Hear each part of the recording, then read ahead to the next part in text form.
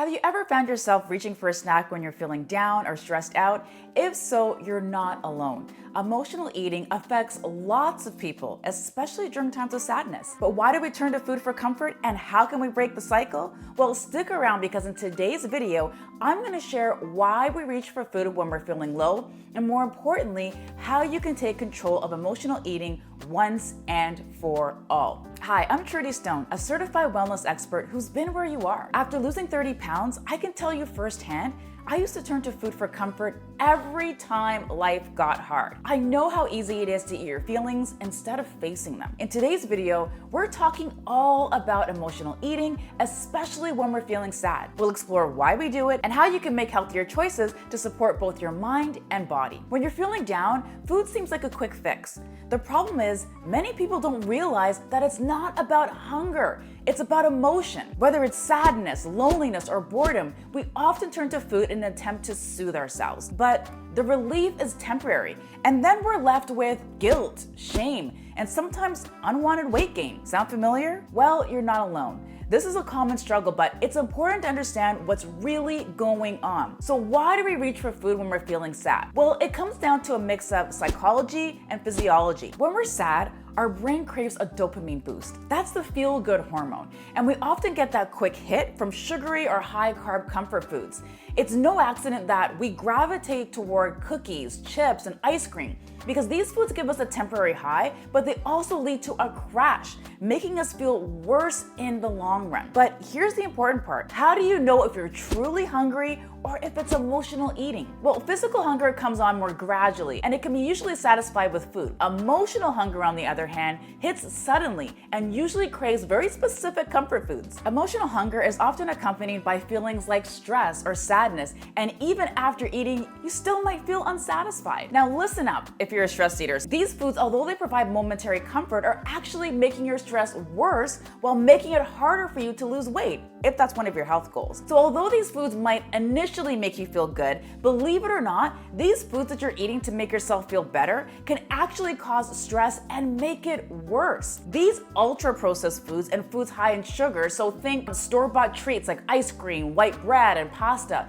they're all linked to higher rates of depression. So the theory behind ultra-processed foods and its connection to your mood, that is a whole other topic. So if you want me to create that video, please drop a comment below. The truth is, emotional eating is often a sign of a deeper issue, a lack of emotional awareness and regulation. When we're unable to process and manage our emotions in a healthy way, we turn to food as a way to cope. This can lead to unhealthy habits and negative patterns, but it could also have serious consequences for both your physical as well as your mental health. If you're wondering whether you might be an emotional eater, start by asking yourself a few questions. Am I eating because I'm actually physically hungry, or is it because I'm trying to change the way that I feel? Becoming aware of the difference is the first step in breaking the cycle of emotional eating. So here's something that really opened my eyes. Researchers have found that sadness is one of the strongest emotions tied to emotional eating. There's even a study from Harvard that shows that people who feel sadness are more likely to seek out calorie-dense, high-fat foods. Personally, I remember one moment vividly where I had a terrible day at work, and the first thing I did was grab an entire pint of ice cream. And it was actually Haagen-Dazs Caramel Cone Explosion. And it felt like a release, but hours later, I felt worse both emotionally and physically. So how do we break this cycle? Here's the good news. There are solutions. I always say that the quality of your life comes down to the questions you ask yourself. So start by asking yourself these questions to begin to weigh the pros and cons of turning to food. This will help you to determine your next steps. How will this food make me feel? What are my other options? Can this particular food provide what I really need right now? Here's the thing. It's estimated that we make about 200 food-related decisions a day. Most of them are just made out of habit with little or no thought. So really it's about breaking out of autopilot and try to retrain your mind. One of the most effective tools I've found to break free from emotional eating is keeping a food journal. It helps you to identify your patterns and triggers, giving you greater awareness around your current eating habits.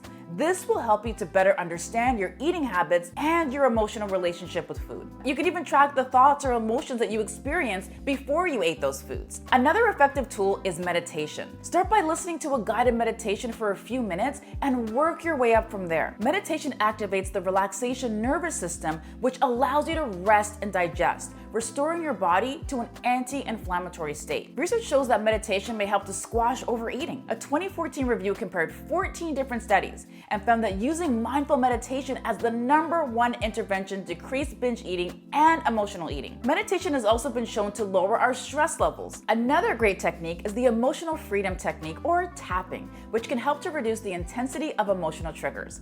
Although more research is needed, it's thought that tapping on acupressure points can access and actually activate your amygdala. This is the part of your brain that regulates fear and anxiety. Proper sleep is also key.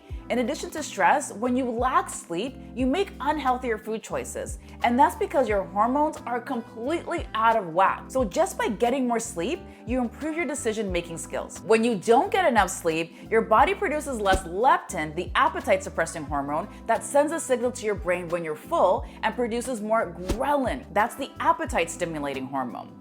If you've ever been unable to stop eating everything in sight when you don't get enough sleep, then you've probably experienced this hormonal balance at work. Exercise is also key because it may help to regulate mood and reduce emotional eating episodes. The more you take care of your body, the less likely you'll turn to food for comfort. Have you ever caught yourself eating because you were feeling sad or stressed? I know I have. Let me know in the comments below because I would love to hear your story. And if you want to know how eating certain foods can actually improve your mood, make sure to check out my next video. Thanks for watching, and I'll see you there.